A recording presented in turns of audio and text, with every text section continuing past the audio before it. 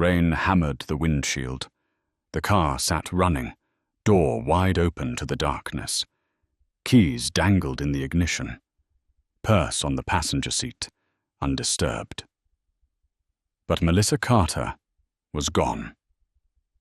This was Thursday, October 16th, 1998. Silver Lake stretched empty behind the abandoned vehicle, cicadas humming their endless song into the October night. Thunder rolled across the Ohio sky. Nobody saw her leave. Nobody saw her go. The engine ticked as it cooled. The door stayed open. Rain fell harder. Within hours, this moment would reshape a town. Within days, it would become a question nobody could answer. Where was Melissa Carter? Maplewood, Ohio, had been asleep for decades. Population 4,200. The kind of place where children rode bikes without helmets and doors stayed unlocked. Crime happened elsewhere. Not here, not to people like her. Melissa Carter was 34 years old. She taught English at Maplewood Elementary. Every child in her classroom got fed. Not because they had to be, but because she brought extra lunches from home. Her students loved her. Their parents trusted her. The school board called her their treasure. Hi viewers, kindly tell us where you're watching from and what time it is. But on that October night, something changed. The certainty that held Maplewood together fractured. The belief that bad things happened to other people in other towns suddenly felt like a lie. 7 hours earlier, Melissa had stood in room 12 grading papers. The afternoon light cut through the classroom windows in golden blocks. She wore a brown blouse and a pencil skirt. Her hair, styled in loose curls, framed her face as she bent over student essays about their heroes. One boy wrote about his mother. Another wrote about a firefighter. She marked each paper with encouraging comments in red pen. At 3:15, the final bell rang. Children poured into the hallway. Melissa watched them go, her hand pressing against the window frame. Something made her pause. She turned to check the classroom door, then the back door. Then she looked out the window again. Her colleague, Margaret Green, found her standing there. "You okay, honey?" Melissa smiled. It looked real. "Fine. Just thinking about my son. I should pick Jason up from his grandmother's." But Margaret saw something else in that moment.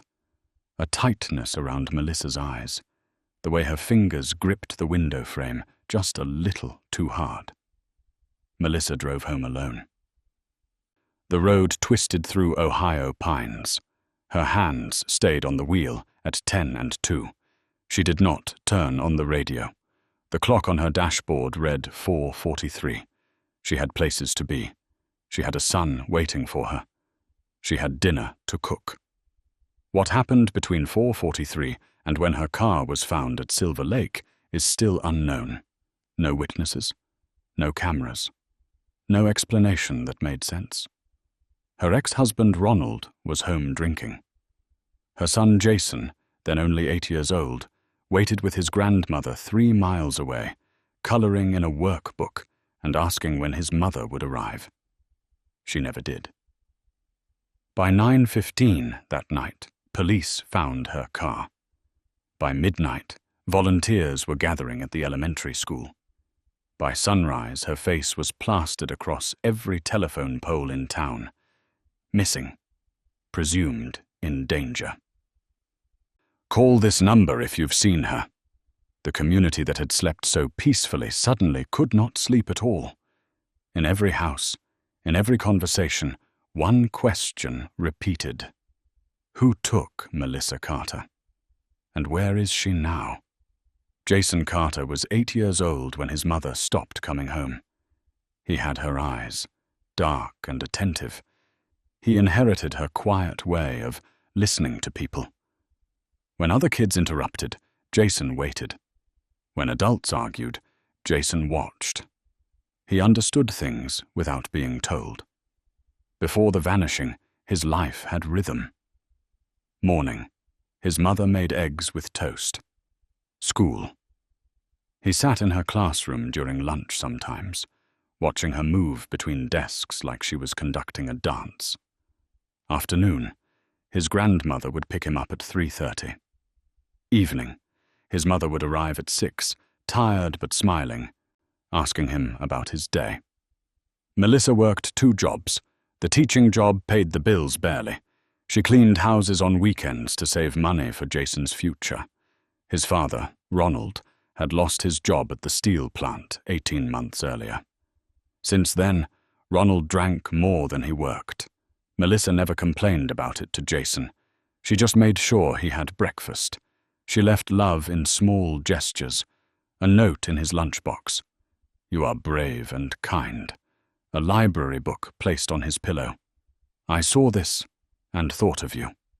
She braided his hair on Sunday nights, working through tangles while telling him stories about the ancestors who survived impossible things. Jason loved her with the complete devotion only children can offer.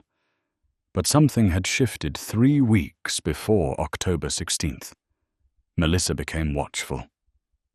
Not anxious in a way that showed. She was too controlled for that. But Jason noticed.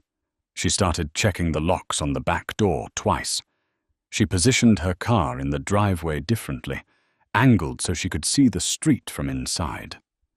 Once he found her standing at the kitchen window at 11 at night, looking out into the darkness for no reason he could understand. He asked her about it once. "Mama, why are you always looking outside?" She knelt in front of him, took his hands. "Just making sure my house is safe. That's all, baby. Nothing to worry about." But Jason was already worried. Children sense what adults try to hide. Margaret Green, Melissa's closest colleague, saw it too. One afternoon, a week before Melissa disappeared, Margaret found her in the faculty bathroom crying, just 2 tears rolling down her face. She wiped them away quickly. "Melissa, what's wrong?" Melissa took a breath. Let it out. "Do you ever feel like someone is watching you?" Margaret said nothing. She waited. "After school, even when I'm driving home, I feel eyes on me. I know how that sounds. I know it sounds crazy, but I can't shake it." Melissa's voice was steady, but her hands trembled as she fixed her makeup. "I told my cousin about it. She said I was being paranoid. Maybe I am. Maybe I'm just tired." She wasn't paranoid. She was terrified. She just knew how to hide it from everyone except those paying close attention.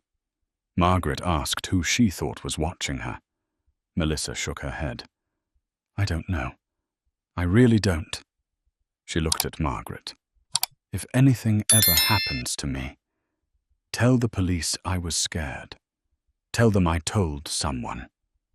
Make sure they know that I knew something was wrong." Margaret promised she would. She thought Melissa was having a rough week. Divorce did that to people sometimes, made them see threats that weren't there, made them paranoid in the most human way. She didn't know that promise would matter. Not yet. Jason felt the fear radiating from his mother like heat from a fire. Children are sensitive to that frequency. They can't articulate it, but they know. Something in his chest tightened. Something whispered that time was running out, that his mother was slipping away from him in ways he couldn't stop. 2 weeks before the car was found empty at Silver Lake, Melissa held him extra long before bed. She kissed his forehead. She whispered something against his hair that he didn't quite hear, but felt in his bones. The last thing she said to him on October 16th was ordinary. "I'm going to run an errand. Grandmother will make you dinner. I'll be back to tuck you in." She never came back. He waited for her, all through dinner, through bath time, through the dark hours when his grandmother finally told him to stop looking at the door. He waited for a week, a month, a year. He waited long after the searching stopped. He waited his entire childhood for her to come home. She never did. That's when Jason understood that some disappearances are permanent, that some mothers don't come back, that some questions don't get answers. The police arrived at Maplewood Elementary at 9:37 on Friday morning. 2 officers in uniform, 1 detective with tired eyes and a notebook that had seen too many names written in it. Ronald Carter sat in the principal's office. He wore yesterday's clothes. His eyes were unfocused. He had been drinking before the officers arrived. "Tell us what you know," the detective said. Ronald cleared his throat. "She left after work. She said she had to run an errand. I don't know what errand. She didn't say. What time did she leave?" "Around 4:30. I was home." "Were you supposed to pick up your son?" Ronald looked away. Melissa's mother was watching him. The detective made a note. Had Melissa seemed different lately? Worried? Afraid? Ronald shrugged. It was a small gesture, barely perceptible. But it said everything. He didn't care. He hadn't paid attention. He had checked out of her life months ago. By that evening, the search had expanded. Volunteers fanned out through the woods near Silver Lake. Police dragged the water. Dogs with handlers moved through the pine trees, but there was nothing to find. No clothes, no body, no evidence of where she went after her car was abandoned. Her purse was on the seat, her driver's license inside, $34 in cash, a library card, a photo of Jason. Nothing that suggested she had planned to run away. Nothing that suggested anything at all except that she had vanished. The local news ran her photo at 6 o'clock. By midnight, the story had reached Cleveland. By Sunday, it was picked up by state media. Missing educator vanishes from Ohio town. Melissa's face appeared on people's televisions during dinner. Young woman, dark skin, confident smile. The photo was from her school ID. That confidence in her photograph felt like an accusation now. How could she look so sure of herself when she was about to disappear? The town split into theories within 48 hours. Some people said she ran away. Maybe she was unhappy in her marriage. Maybe she wanted a fresh start. Maybe she got into her car and just kept driving. Others whispered about Ronald. What if he had something to do with it? He drank. He was home that day. He acted strange when police questioned him. But there was no evidence. Just suspicion and small-town gossip looking for a place to land. A third group believed she had met someone. Someone romantic. Someone who took her. Someone violent. Maybe she was in a basement somewhere.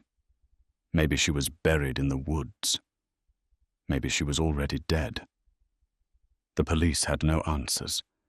The FBI came to Ohio. They interviewed Ronald thoroughly. They searched the house. They found nothing. No signs of struggle. No indication of foul play beyond her disappearance itself. Days became weeks. Weeks became months. The search dogs went home. The volunteers moved on to their lives. Maplewood went back to sleep, but now it dreamed different dreams. Dark ones. By January 1999, the case was labeled cold. No leads, no witnesses, no reason to believe she was still alive. Ronald packed boxes in March. He told neighbors he needed a fresh start. He was moving to Akron with Jason. He quit his job on a Friday and was gone by Monday. Jason was 9 years old. He watched his father put his toys in boxes without understanding why. He watched the house he had lived in his entire life disappear into a moving truck. He watched his mother's bedroom door close for the last time. He did not cry. He did not ask questions. He had already learned that some losses don't offer the comfort of explanation. Some people just go away, and the world keeps turning anyway. The elementary school retired Melissa's classroom. They moved another teacher into room 12. Within a year, there were students who had never heard her name. By the time 5 years had passed, Maplewood had almost forgotten she existed. Almost. But not completely. Certain people held on to her memory. Margaret Green still thought about that conversation in the bathroom. The terror in Melissa's voice when she asked if Margaret believed her. The promise Margaret made that she would tell the police about the fear. She never got to keep that promise. Melissa vanished before there was any investigation to tell. The small apartment in Cleveland was on the 3rd floor of a building that needed paint. Jason was 14 when they moved there. Ronald had remarried and moved on with a woman named Teresa who worked at a casino. She was loud and smelled like cigarettes and perfume. Jason stayed quiet around her. He spent most of his time at school or working. By 16, he had a part-time job at a garage fixing cars. By 18, he was working full-time and living in his own apartment across town. He had learned early that depending on adults was dangerous, that people who promised to stay usually left, that the safest way to live was to need nobody. The night he turned 18, he sat alone in his apartment and thought about his mother. He realized he was now older than she had been when she disappeared. 34 had seemed ancient to him as a child. Now it felt impossibly young. He had no photographs of her. His father had taken everything when they left Maplewood. Jason had only memory, and memory was unreliable. Sometimes he couldn't quite picture her face. Sometimes her voice sounded like it was coming from very far away. This scared him more than anything else. The idea that he might forget her completely, that she might fade into nothing. One Saturday in October, exactly 10 years to the month of her vanishing, Jason drove back to Maplewood. He didn't know why. Something inside him needed to go. Some pull toward the place where his mother had been stolen away. The town looked smaller than he remembered. The streets were the same, but compressed somehow, as if time had squeezed everything down. He drove past his grandmother's old house. New people lived there now. He drove past the elementary school. The building looked tired, but children were playing in the yard. He parked and walked toward the entrance. He needed to see it, not the schoolyard, the library.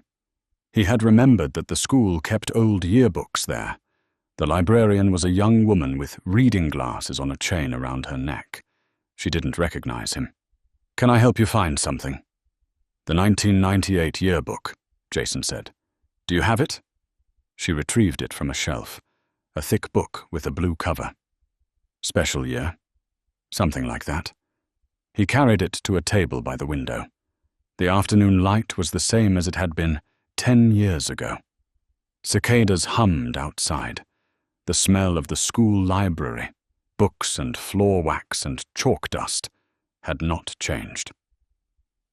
He opened to the staff page, and there she was, Melissa Carter, her name in print, her photograph in color. She was wearing the brown blouse he remembered. Her hair was styled exactly as he recalled it. Her smile was patient and warm. Everything about her was exactly as he had held her in his memory, and seeing her froze time for a moment. He wanted to speak to her. He wanted to ask her why she went to Silver Lake that day. He wanted to know what she thought in her last moments. He wanted to tell her that he had grown up, that he had survived, that he never stopped thinking about her. Instead, he turned the pages. He looked at the student photos. He studied the candid shots of faculty events. Then he saw it. In a photograph from the end-of-year faculty dinner, his mother stood at a table surrounded by smiling teachers. Behind her shoulder, barely visible but unmistakably there, stood a man. His face was blurred slightly in the photo. Someone had moved at the wrong moment, but his presence was clear. He was leaning toward his mother's table. His hand hovered near her chair. His expression was not friendly. It was possessive. It was hungry. Jason's breath caught. There was another photo 2 pages later. This one from a spring faculty gathering. The same man again. Now he sat directly across from his mother. His hand rested on the back of an empty chair. But he was looking at her. Only at her. Everyone else in the photo was smiling at the camera. This man was staring at Melissa like she was the only thing worth seeing. Jason's hands shook as he turned to examine both photos more carefully, and then he saw it. Someone had circled the man's face in faint pencil on both photos. The lines were old and faded. The pencil had almost worn away from the paper. But it was there, deliberate, purposeful.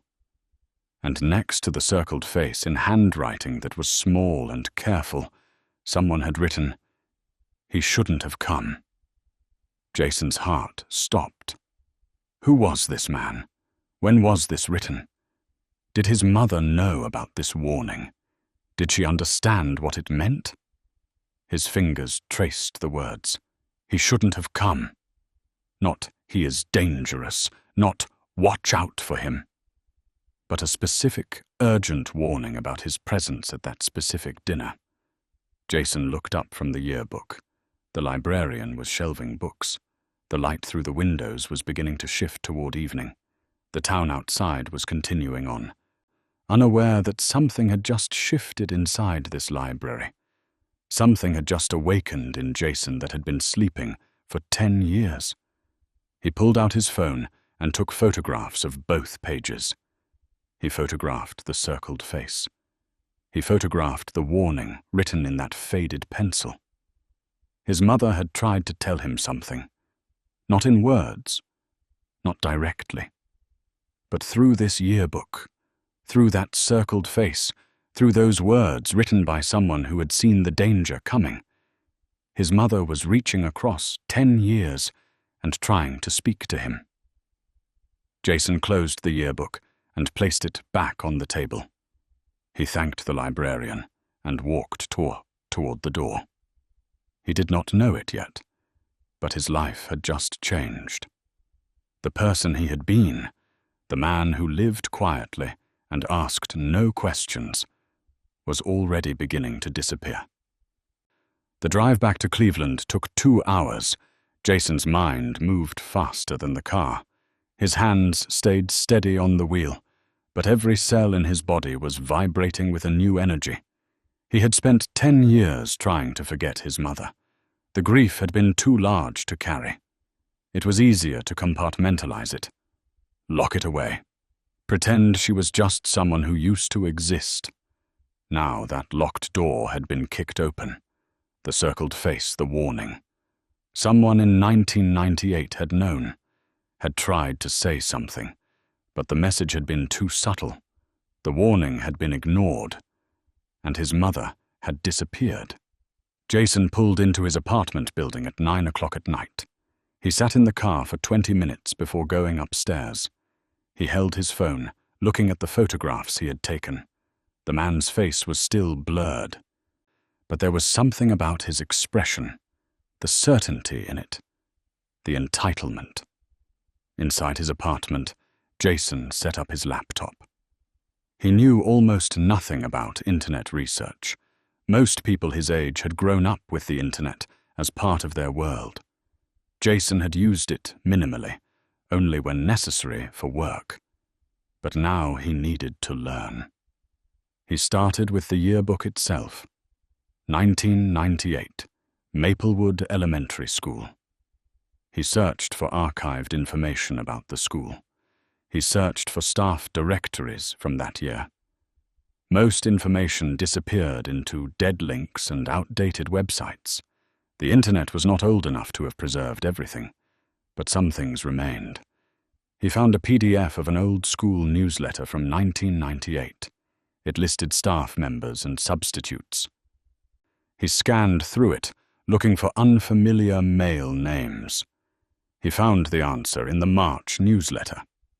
Andrew Holt, substitute science teacher, joined our staff this semester. Andrew Holt. Jason wrote the name in a notebook. His handwriting was careful, deliberate. Andrew Holt. This was the man in the photograph. This was the man behind his mother. He searched for Andrew Holt in Ohio. The results were too generic. Too many Andrew Holts across the state. He searched for Andrew Holt and Maplewood. Nothing useful appeared. He searched for Andrew Holt and 1998. Still nothing. He sat back in his chair and thought. If this man had been a substitute teacher, there would be records, employment files, background checks, hiring documentation. Jason needed to find the school's administrative office. It was almost midnight when he called directory assistants and got the number for Maplewood Elementary School. He would call them in the morning. He would ask about Andrew Holt. He would ask why a substitute teacher's employment records suddenly disappeared. He did not know what he would find. He did not know that this search would consume him. He did not know that the man in the blurred photograph had been planning this moment for 10 years, had been waiting for someone to ask the right questions. But he was about to find out. Jason did not sleep that night. He sat at his window looking out at the city lights of Cleveland. Somewhere in that city, life continued as it always did. People slept. People dreamed. People lived their ordinary lives without understanding how fragile everything was, how quickly the people you love can be taken, how a face in a yearbook photograph could change everything. He thought about his mother. He thought about her last words to him. "I'll be back to tuck you in." She had meant to keep that promise. Something had prevented her. Someone had prevented her. And Jason was going to find out who. As dawn broke over Cleveland, Jason opened his laptop again.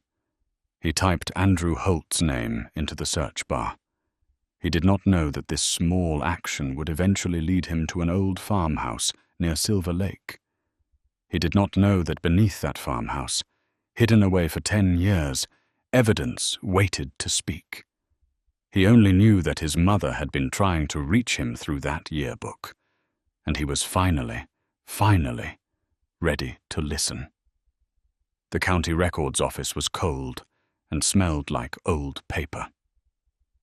Jason stood at the front desk, holding a folder he had printed from the internet. The woman behind the counter was in her 60s, with grey hair pulled back in a bun. Her name tag read, Dorothy. "I need employment records for a substitute teacher named Andrew Holt. He worked at Maplewood Elementary in 1998, Jason said. Dorothy's fingers moved across her keyboard. She squinted at the screen.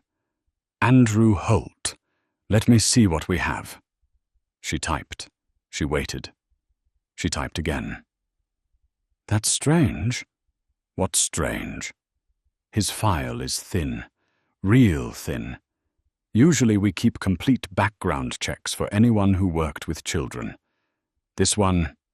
She turned the monitor slightly so Jason could see. "Just hired March 1998. Terminated June 1998.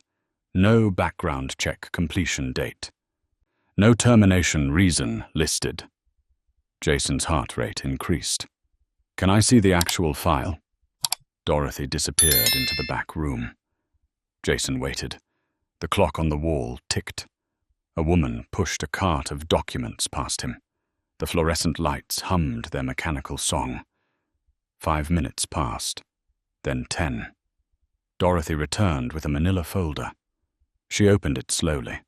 Inside were 3 sheets of paper. One was an application form. One was a W-4. One was a termination notice dated June the 20th, 1998. "The background check section is blank," Dorothy said. "No signature, no completion date. It's like whoever hired him just decided not to finish the process." Jason photographed each page with his phone. "Did he work at other schools before Maplewood?" Dorothy looked through the file. "Says here he transferred from a district over in Warren, Lakeside Elementary, but that's all we have. You could call them." Jason called Lakeside Elementary from his car in the parking lot. He identified himself as a researcher doing a project on teacher employment from the 90s. It was not entirely a lie. He was researching. He was just not mentioning that the person he was researching had made his mother disappear. A secretary named Keisha answered. She put him on hold while she looked for records. The music that played was old jazz, 2 minutes of it. Then Keisha came back. "We have Andrew Holt listed as employed, March 1997 to February 1998. He was a science substitute.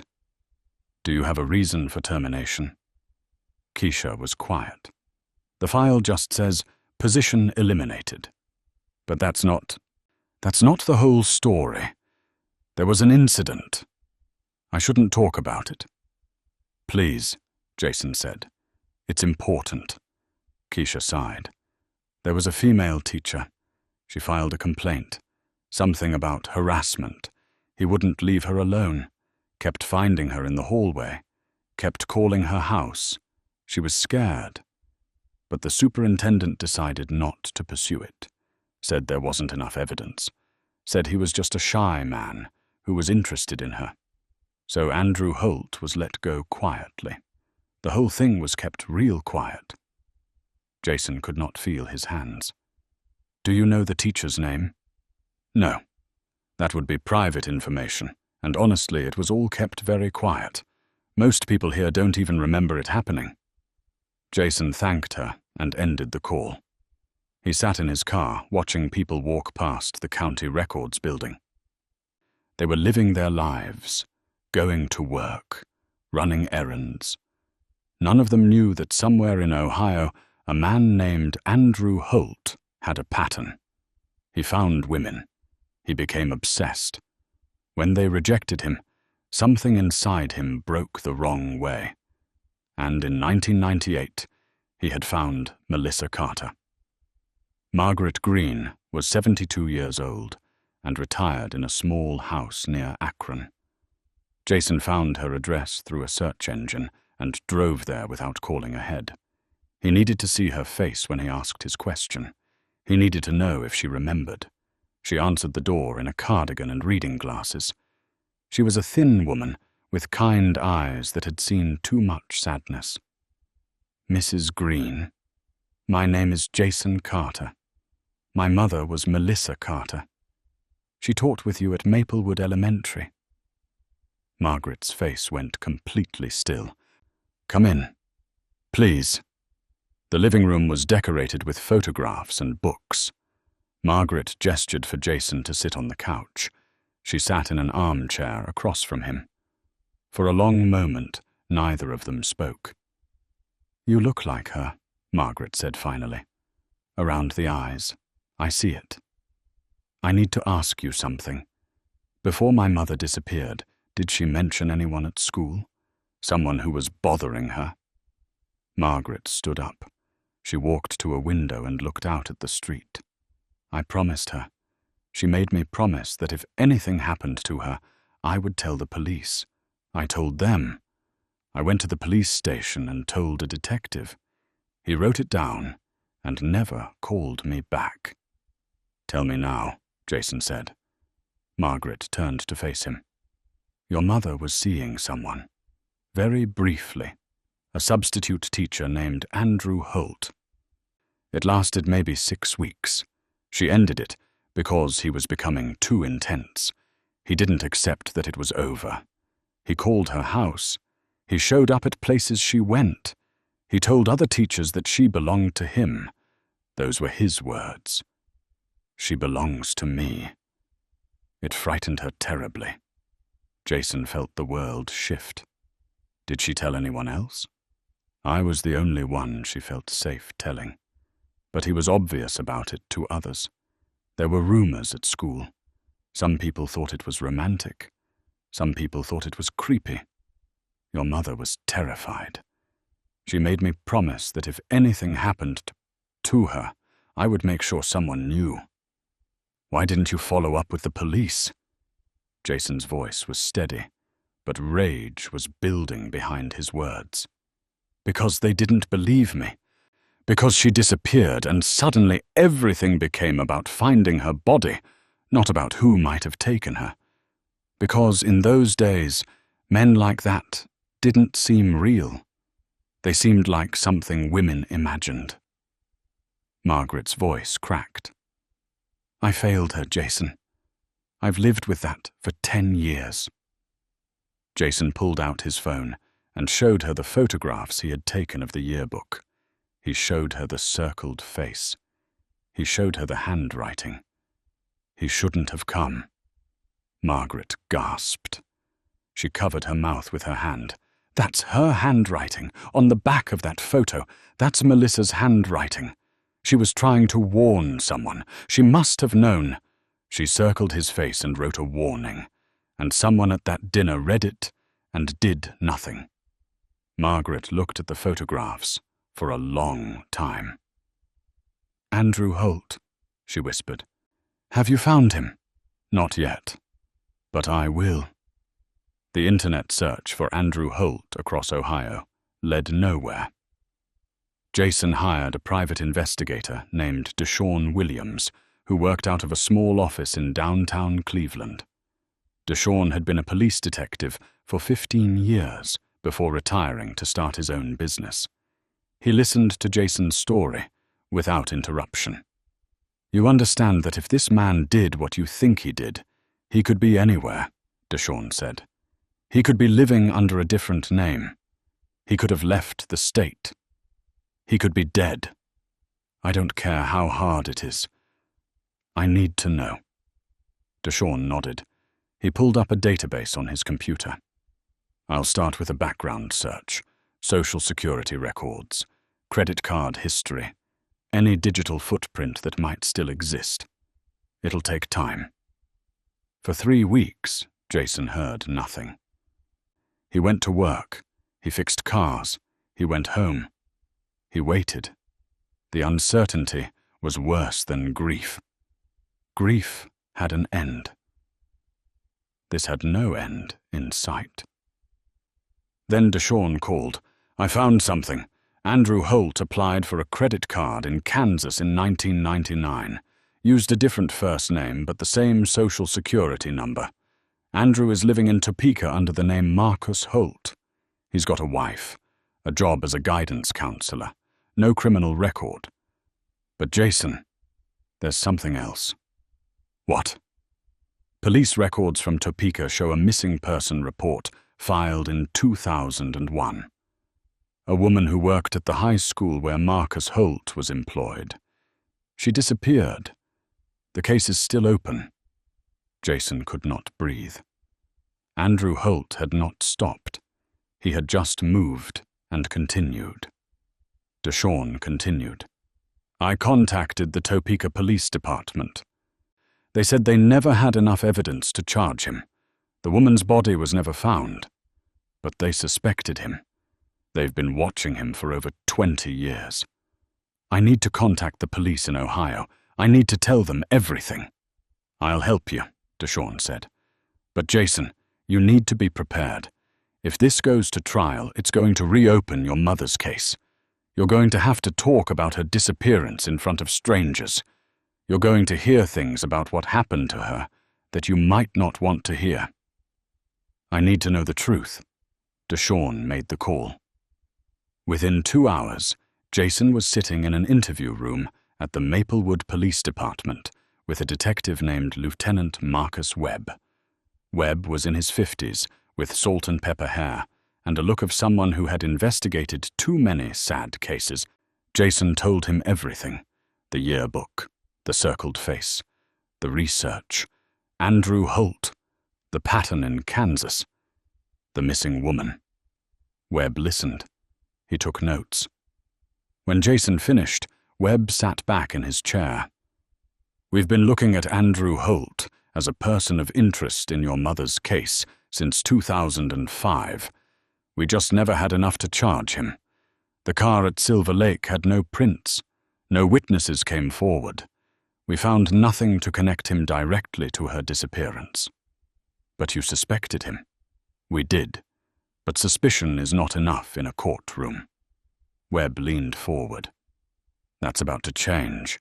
We're going to reopen the investigation. We're going to contact the FBI again. And we're going to look at that property he owned near Silver Lake." Jason's heart stopped. "Property near Silver Lake?" Andrew Holt purchased a parcel of land near Silver Lake in 1998. He built a small house there and then abandoned it. It's been empty for years. We looked at it years ago when we were investigating your mother's disappearance. We didn't find anything. But now, with the connection to the woman in Kansas, we're going to get a warrant and search it again.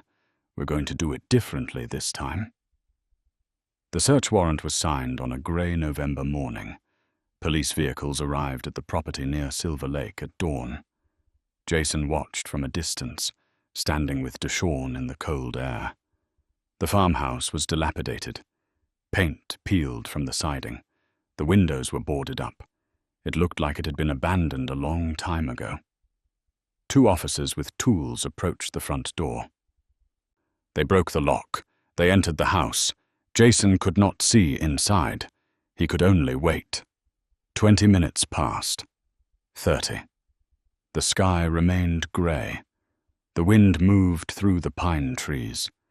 Cicadas were silent now. It was late autumn. Then one of the officers appeared at the doorway. He waved. He was signaling something. More officers approached the house carrying equipment. A medical examiner arrived. A van from the crime lab pulled up to the driveway. Jason's knees felt weak. Deshawn placed a hand on his shoulder. They found something. 3 hours later, an officer approached Jason and Deshawn. His name was Officer Patricia Simmons. Her face was serious and kind at the same time. "Your mother's remains were discovered in a storm cellar beneath the house," she said, "along with items that belonged to the woman from Kansas, and others." Jason heard those words as if from a very far distance. His mother was in that house, under the ground. For 10 years, she had been under the ground. There was personal property, a school lanyard with her name, photographs, jewelry. Everything is being documented as evidence. Jason asked when they could arrest Andrew Holt. Officer Simmons told him that Topeka police were already coordinating with federal agents. Andrew Holt was being arrested as they spoke. He was being transported to Ohio to face charges. "What charges?" Jason asked. "Murder," Officer Simmons said. "Murder in the first degree, and we're expecting more charges to follow." Jason did not cry. He did not scream. He felt something opening inside his chest. Something that had been locked shut for 10 years was finally beginning to open. It did not bring his mother back, but it brought something else. It brought truth. It brought justice moving toward him like a train that could not be stopped. The case against Andrew Holt was built on evidence found under that farmhouse. DNA matched his blood to items in the cellar. Fingerprints connected him to Melissa's car. Photographs documented his obsession with her. When he was brought to trial 6 months later, the courtroom was packed. Local news stations sent reporters. The story of the teacher who disappeared in 1998 became news again. At trial, Andrew Holt sat expressionless. He did not deny what he had done. Instead, he reframed it. He told the court that Melissa had led him on, that she had promised him something and then broken that promise, that he had just wanted her to love him. That everything he did was because she made him do it. Jason sat in the courtroom throughout the trial. He held his mother's old yearbook, the photograph with the circled face, the warning that no one had heeded. The jury took 6 hours to return a verdict. Guilty. Andrew Holt was sentenced to life without parole. He would never leave prison. He would die there, alone, the same way he had tried to make Melissa disappear. Justice had finally arrived.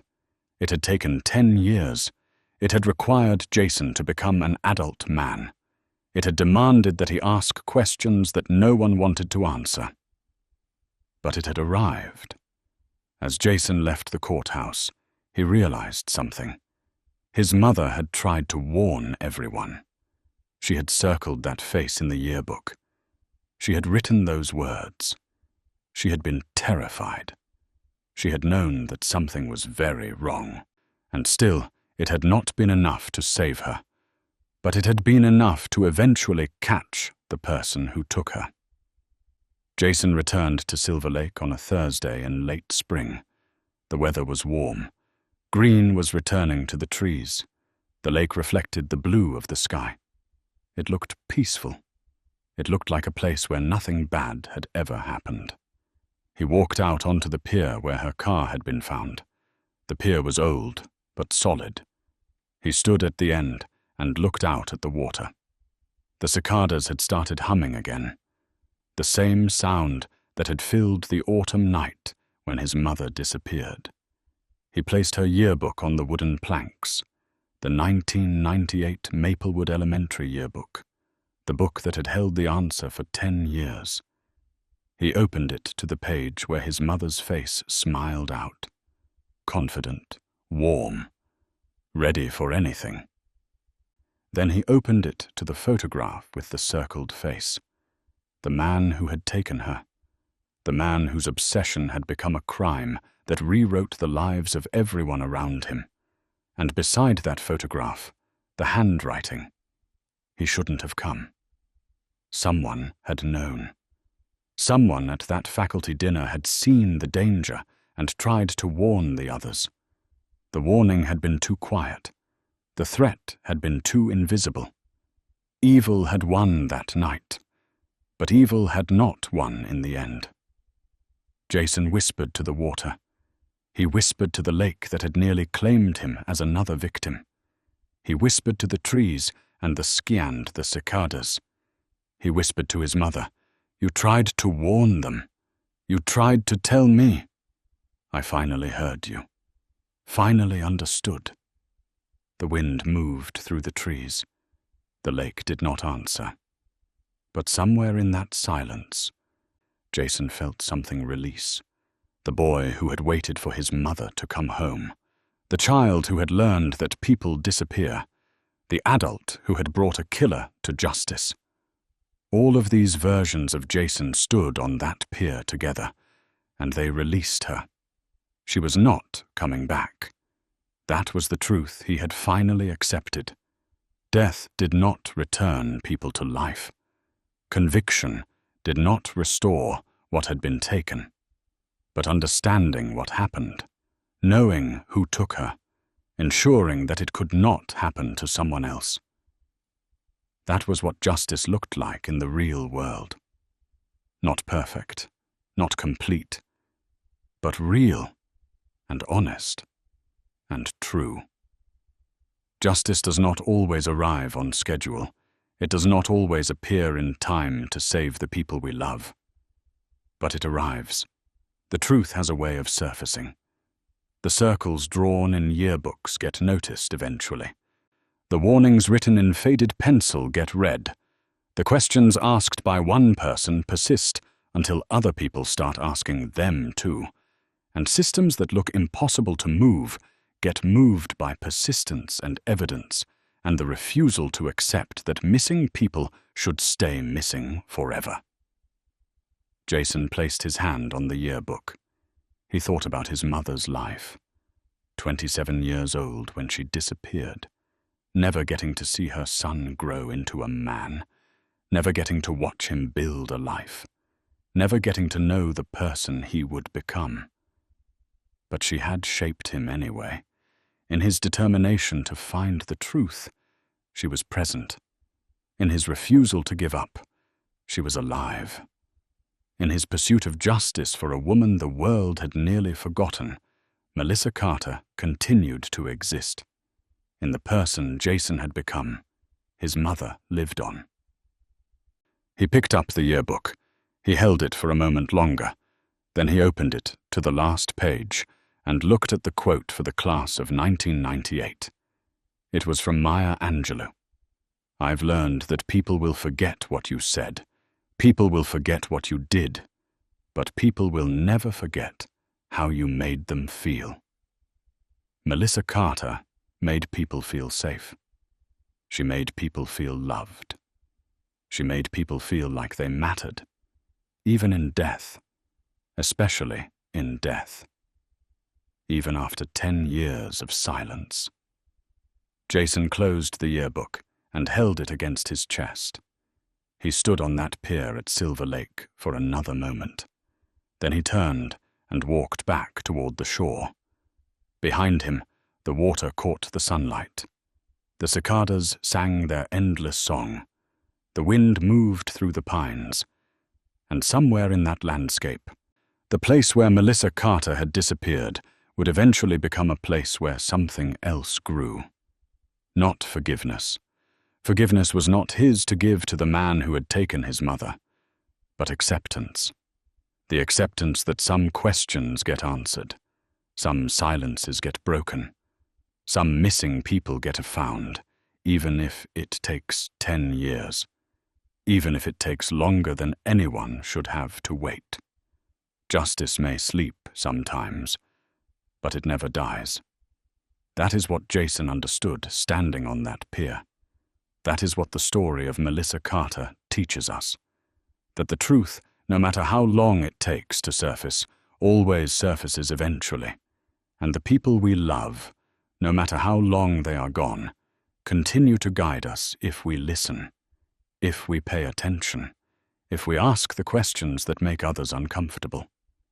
If we refuse to accept that missing means forgotten forever. Melissa Carter's story did not end on that October night in 1998, when her car was found empty at Silver Lake. It is still being told. It is still teaching people about obsession and danger and the importance of listening when someone says they are afraid. It is still reminding people that monsters do not always look like monsters, that sometimes they wear teacher's clothes, that sometimes they smile and call themselves by names no one questions. Jason walked away from the lake, knowing that his mother's name would not fade, that her memory would not become just another missing person case that fades from public consciousness, that she had been found, that justice had been served, and that the person she was, a teacher who loved her students, a mother who left notes in lunchboxes, a woman who tried to warn people by circling a face in a yearbook, that person would be remembered. The story of Melissa Carter is the story of what happens when we finally start paying attention, when we listen to the whispers, when we circle the warning signs, when we ask the hard questions, when we refuse to let silence be the final answer.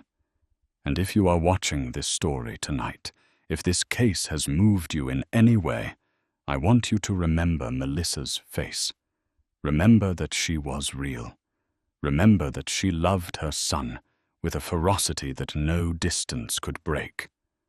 Remember that she tried to warn everyone, and we are still reading her warning even now.